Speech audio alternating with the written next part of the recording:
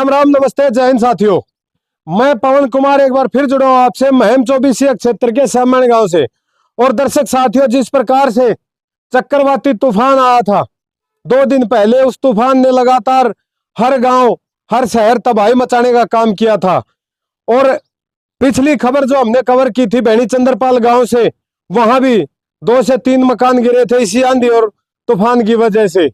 और आज हम समण गांव में पहुंचे हैं। भाई का फोन आया था कि मेरा मकान इस तूफान के अंदर गिर के, या बारिश की वजह से मेरा मकान गिर गया। और मकान की हालत भी बहुत माली हालत है, बिल्कुल गरीब है भाई जिसका यह मकान गिरा है। अपने पास में सिर्फ 2 गायें रखता है और खेती बाड़ी छोटी मोटी करके या जैसे भी अपना गुजर बसर कर रहा है। अब वो आपको मकान के हालात दिखाता हूं कि मकान जो है किस प्रकार से आंधी के अंदर भरभरा कर गिरा है। ये देखिए, ये कड़ियां जो है ना अभी तक जो की तो पड़ी है, क्योंकि ये गरीब का आशियाना यही होता है। सर के ऊपर छत होती है और वो छत उड़ा ले गया ये तूफान। अब ये है भाई, ऐसा लगता है कि जैसे यहाँ कोई रहता ही नहीं था, क्योंकि हालात ही ऐसे। और ये गांव के सरपंच साहब भी यही बैठे हैं। और ये पीछे का हाल मैं आपको दिखा दूं। ये बता रहे थे भाई कि ये जो गौ माता है, ये 2-3 गौ माता रखा है। यह गौ माता उसके नीचे दब गई थी, मलबे के नीचे। और वो तो कमजोर है रही बेचारी, अभी बच गई, चलो ठीक रहा। और ये इनका देख ले रसोई घर है, इसमें भी भाई ऊपर के में लाल होके ना अपना काम डगा रखा है। ये रसोई के हालात है। ये परिवार जो जिस प्रकार से गुजर बसर कर रहा है, ये हालात है इस परिवार के। और फिर इन हालातों के बावजूद ऊपर से जो मार पड़ी है, मौसम की मार, वो आप सबके सामने है। मकान के मालिक है जो भाई, आइए इनसे बात करवाता। आपका मकान है भाई? भाई ये जो मकान के मालिक है जिनका मकान गिरा है, वो भाई हमारे साथ हैं। भाई राम राम, नाम क्या है आपका? जगबीर है जी। जगबीर भाई, क्यों करके घटना घट गई? ये तो सारा ढह गया था। ये रात में 1 बजे पड़ा जी। अच्छा, आंधी मार मी।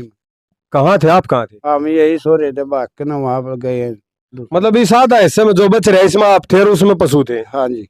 अच्छा, गौ माता भी दबगी? एक गां दबगी जी। अच्छा, 2 रहेगी, 1 दबगी। कौन कौन है परिवार में? परिवार में 3 बच्चे हैं, 2 मियाँ बीवी। अच्छा, हाँ जी।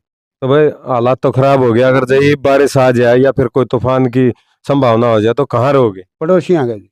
पड़ोसी आ गए। और क्या करें?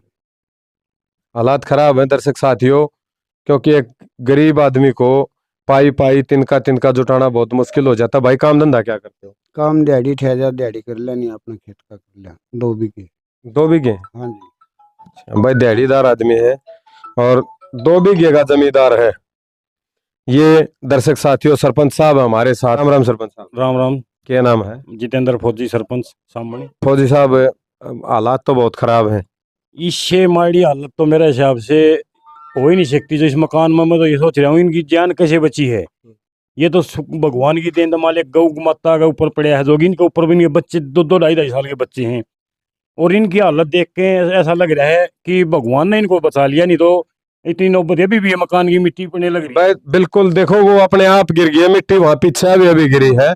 बिल्कुल वातावरण है ना जो घर का है ना हाल फिलहाल में खराब हो रहा है। बहुत बुरा हाल है क्योंकि गरीब मानस है जिसका कोई सहारा नहीं।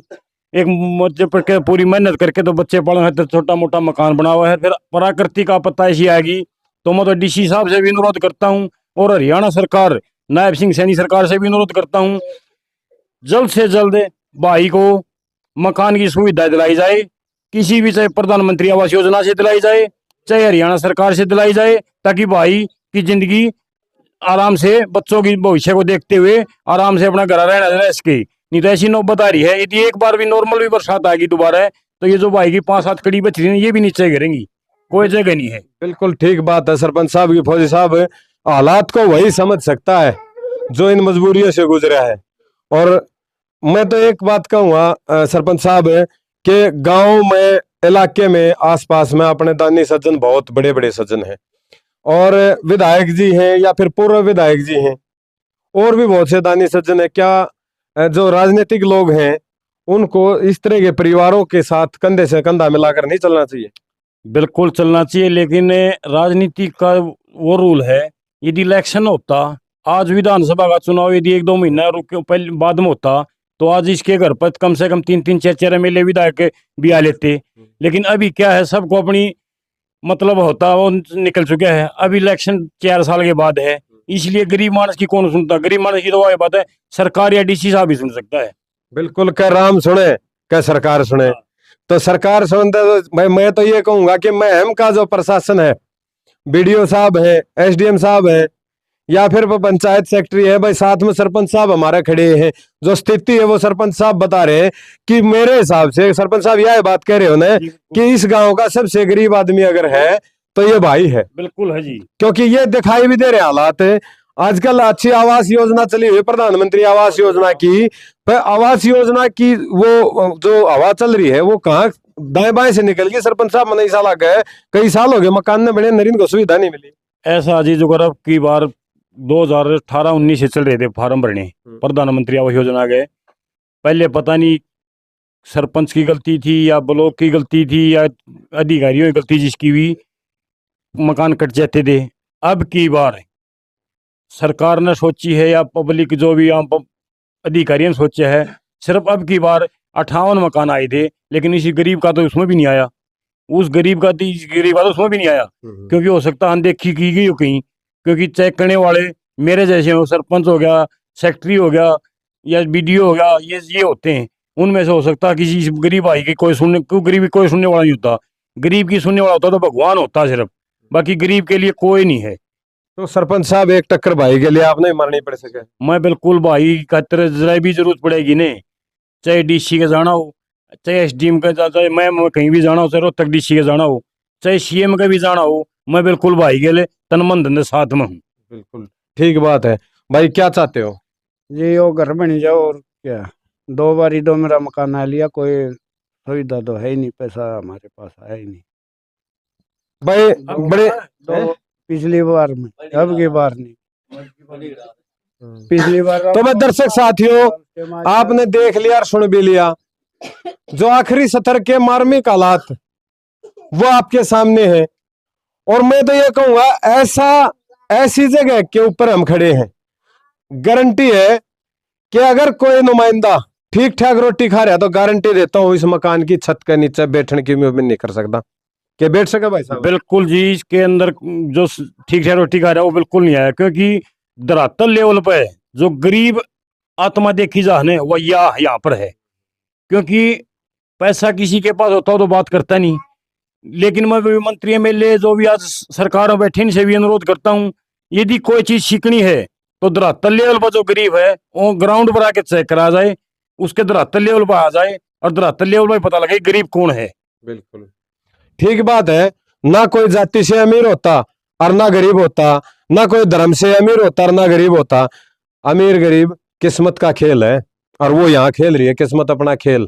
क्योंकि बच्चों के सर पे छत नहीं है, पशुओं के सर पर भी छत नहीं है, और जो पशुओं के लिए चारा है ना वो बिल्कुल सरेआम खुल्लम पड़ा है। एक जो कट्टे वाली पल्ली आगर बड्डी उसमें तूड़ी डाल रखी थी, वो भी फट गई। क्यों भाई?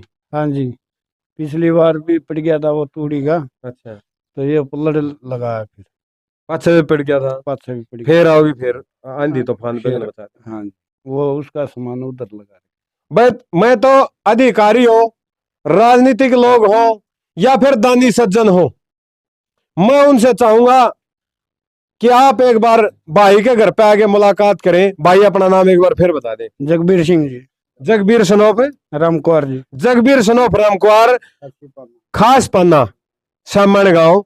और सरपंच साहब फौजी साहब आपके सामने है।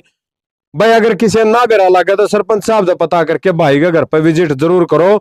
और जो कोई भी दान करने की इच्छा रखे, मंदिर मस्जिद हम तो देश दान करे, गरीब को दान करके अंदर उसको आसियाना देने का काम करे ना, वो बहुत बड़ा दान हो है। तो उम्मीद करते हैं आप सहायता करोगे और भाई की मदद करी जाएगी। सरपंच भी नहीं आया जी देखने के लिए। यो कौन है?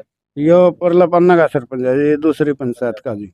ये दूसरी पंचायत का सरपंच है? हाँ जी, यो बुलाया। कोई बात नहीं, सरपंच तो सरपंच है। तो मैं मदद करनी है, कोई भी कितने भी आ सके। भाई आया, भाई का भी बहुत बहुत शुक्रिया। और मैं तो चाहूंगा सरपंच साहब आप इसका गैर लाग के इसकी मदद करो और इसका मकान बनवाने का काम करो। और जो दानी सज्जन देख रहे हैं भाई तो मुलाकात करो। राजनीतिक लोगों आप भी आइए और इस परिवार का सहारा बनिए। आप सबका बहुत बहुत धन्यवाद। जय हिंद, जय भारत।